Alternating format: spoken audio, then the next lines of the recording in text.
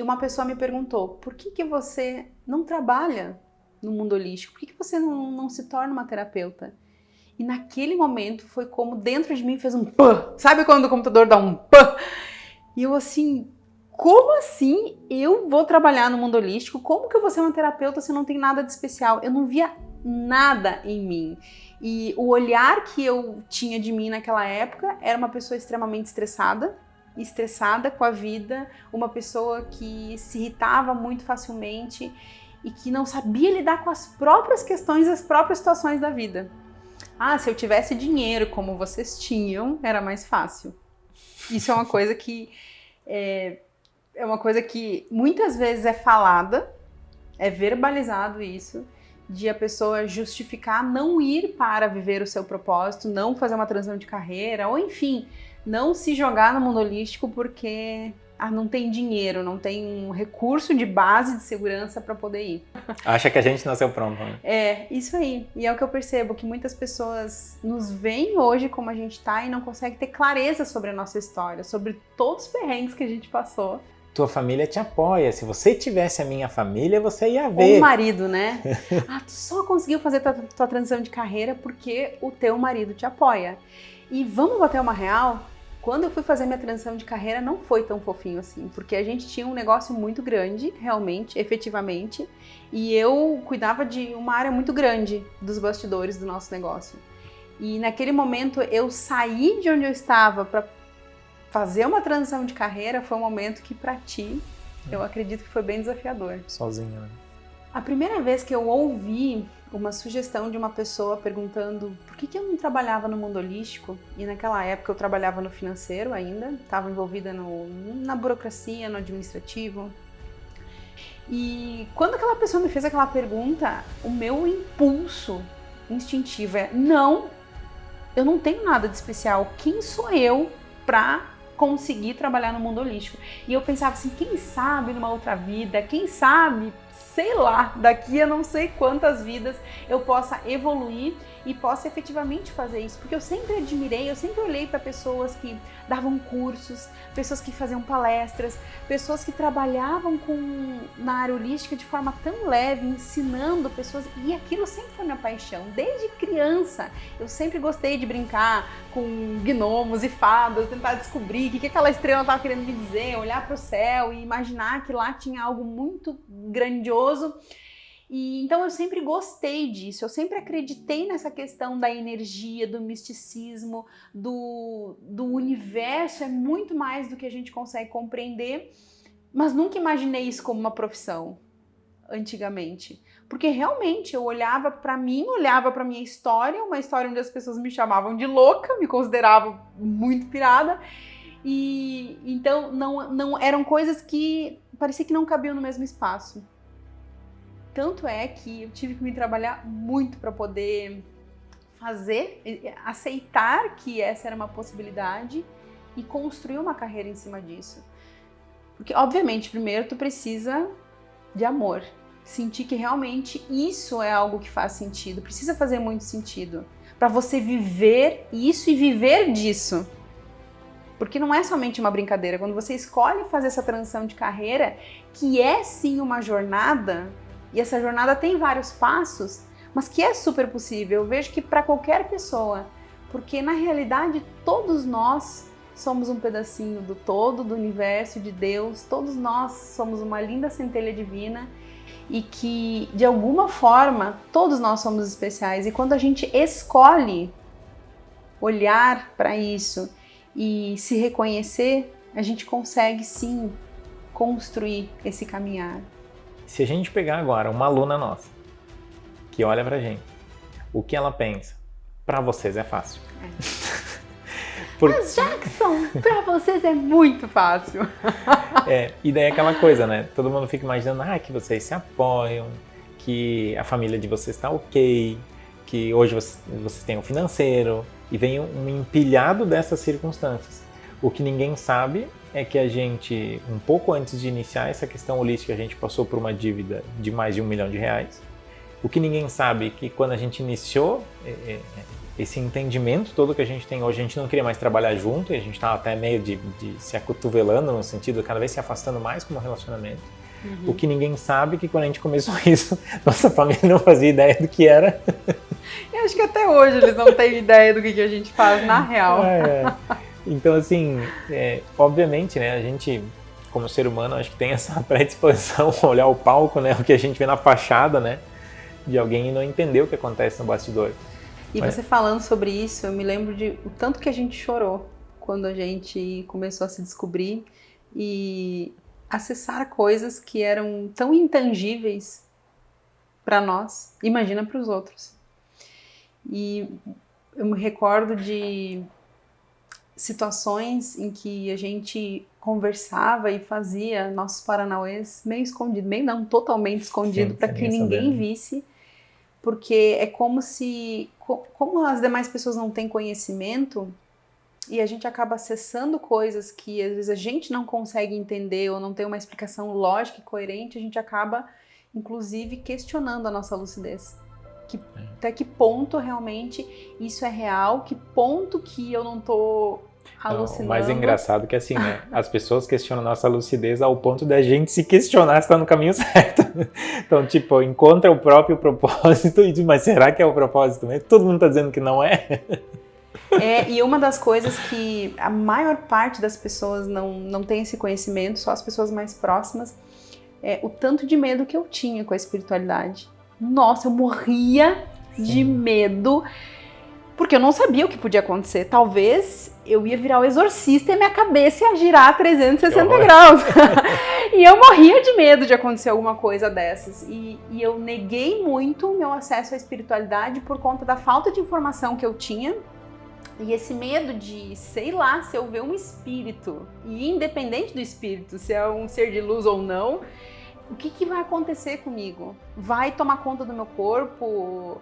Sim. Então, todas essas questões que a gente passou, hoje nós conseguimos trazer respostas para muitas pessoas, só que nós não tínhamos essas clarezas, essas respostas lá no início. Mas isso é muito engraçado, né, Candice? Porque nem só falando de espiritual, né? Para e pense, assim, quando a gente começou a jornada, a gente, em algum nível, sentia, né, que era o caminho, né? A gente sentia que era o caminho. Não fazia ideia de como percorrer, né? Acho que esse é o grande marco, né? A gente saber que o que estava fazendo antes não era o nosso caminho, então sentia aquele desconforto, aquela insatisfação, sei lá, perdeu o brilho, né? Daí a gente encontra o caminho, que é lindo, mas que quando a gente começa a adentrar o caminho, a gente percebe que é um caminho desconhecido, né? E esse desconhecido, que é muito disso que tu falou, de não saber se vai acontecer umas coisas muito loucas, e daí as pessoas da nossa volta, né? Coisas que eu ouvi dos meus pais, principalmente da minha mãe, muito aquela coisa do tipo, vai buscar um emprego. Porque eu acho que essa, não sei se é ingenuidade ou esse medo, acho que como você bem falou, sabe? Esse medo interno de às vezes não conseguir fazer dar certo, ele transpira, né? E a nossa família também acaba pegando pelos medos deles também, enfim, daí cada um tem os seus medos, né? E acaba se materializando em falta de apoio. Eu, na verdade, para mim, eu assim, achei que não podia, tinha que trabalhar, que nem todo mundo trabalha, sabe? Na verdade, assim.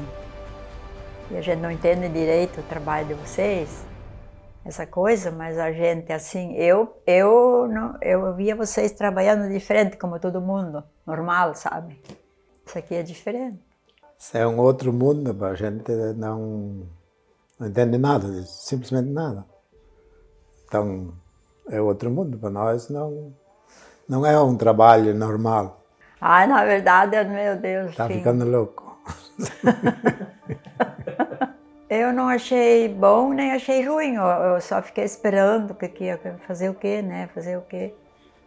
Essa coisa, tá? A gente não achou isso uma coisa normal. Bem normal, não. Bem normal, não achava.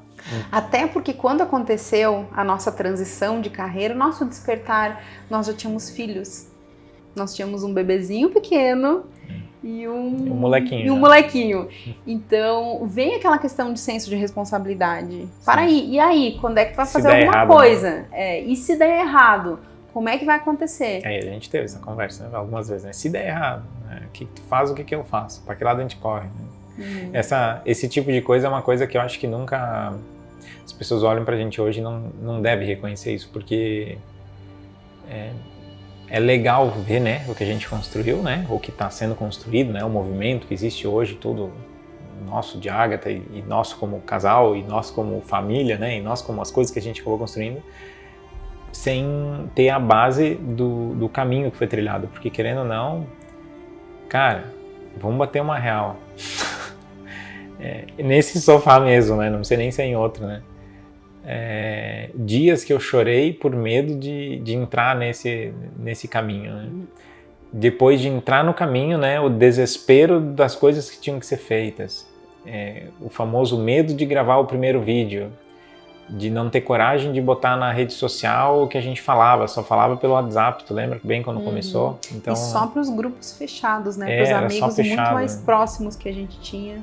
E essa etapa é uma etapa que eu acredito que foi uma etapa muito aterrorizante para nós naquela época, porque a gente não tinha muita noção ainda, né?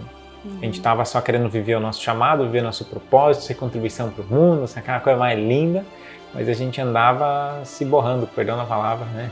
Com medo. E muitas vezes até, eu diria que escondendo até da família, né? Um pouco do que a gente fazia com medo de receber um feedback ou receber, sabe, aquela expressão de negativação, né? Sim, de desaprovação. De contra a isso. Vocês são terapeutas, né? Vocês vendem sementes da vida, semente da expansão, os negócios tudo lá, as outras sementes. Lá que vocês vão vender semente de árvore, de geração. Mas enfim, vocês também fazem trabalhos energéticos? Tem turmas? Normalmente quando eu vejo vocês trabalharem, eu normalmente vejo tipo vocês com pessoas gravando, tipo vocês falando, daí eu quero ajudar você de tal forma, daí eu vou fazer tal coisa pra tal coisa acontecer contigo e você melhorar. Eu entendo que quando vocês fazem trabalho energético, vocês estão ajudando, tipo, do que vocês fazem. Quando alguém se machuca, daí vocês fazem uma cura e melhora. Então, daí vai melhorar nas pessoas que se machucaram. Eu sinto que é igual como vocês falam, que tá tirando as energias ruins e colocando nova no lugar. A proteção serve também para proteger as pessoas. Esses dias também, a mãe disse que ia acontecer uma chuva de pedra. Daí nós dois, a gente fez uma proteção e acabou não acontecendo. Legal. E também ia dar um ventão, a gente fez a mesma coisa e não aconteceu. Que antes da gente efetivamente fazer a transição, eu fiz antes, você fez depois. E nós tínhamos um negócio que estava muito sólido e em algum nível você já era reconhecido dentro do que você fazia para o mundo, porque não eram só pessoas daqui do Brasil que eram os teus alunos, nossos clientes. E quantas pessoas que falaram, Jackson, tu é maluco parar o que tu tá fazendo e ir para um lugar que é totalmente desconhecido e que muitas vezes é visto como hobby. Esse lugar da espiritualidade, ele é muito visto como hobby, como um lugar de não é um trabalho, isso não é uma profissão, então você precisa ter uma profissão que te garanta o teu sustento e, em paralelo, no teu lazer, no teu momento de hobby, você faz e fala sobre o holístico, sobre o que você gosta de fazer. Então, muitas pessoas que a gente considera muito trazendo essa questão de que, para aí, eu fazer minha transição de carreira foi ok, porque você era a cara do negócio. Então, como que você, dentro da tua maturidade de profissão, acabou fazendo essa transição de carreira de uma forma de abandonar o negócio que você tinha antes para poder viver da sua paixão. Então, é uma das coisas que, para as pessoas, ainda tem muito essa divisão, assim. Uma coisa é o profissional, e o profissional você tem que fazer o que é tradicional. E outra coisa é, tá bom, tudo bem que você ama sobre espiritualidade, então vá fazer final de semana ou nos teus lugares que você tem espaço livre na agenda. Então são coisas que eu percebo isso hoje, as pessoas vindo falar para nós, que elas têm essa dificuldade e não conseguem fazer uma transição de carreira, porque ainda tem essa visão muito quadrada de que o profissional tem que ser algo tradicional. Não, se eu estudei para ser uma advogada ou uma enfermeira, eu preciso morrer fazendo isso. E que é possível. Nós somos a prova viva de que é possível, porque a gente saiu desse mesmo lugar e transitamos para um outro e chegamos aqui. E aí que tá o ponto, né? Logo que da minha parte, né, eu tomei a decisão de entrar, e que é a parte, eu acho que menos vista, talvez, pelo mundo, né? Foram meses de desespero interior. Sim. Eu sempre, quando alguém me pergunta, eu digo que eu entrei na caverna porque eu me isolei praticamente do mundo e cheguei num estado de entrar em depressão, né? De ser medicado até, né, nesse sentido. E o que me revoltou muito, né? Tu lembra, né, que eu fiquei muito revoltado. Se tinha alguém que ficou revoltado, fui eu, porque eu não conseguia me enxergar daquele jeito. Porque em algum nível é triste você querer escolher viver um propósito, querer ser contribuição, querer escutar o coração, mas entrar na jornada e se sentir fraco diante da jornada, ao ponto de se reprimir, né?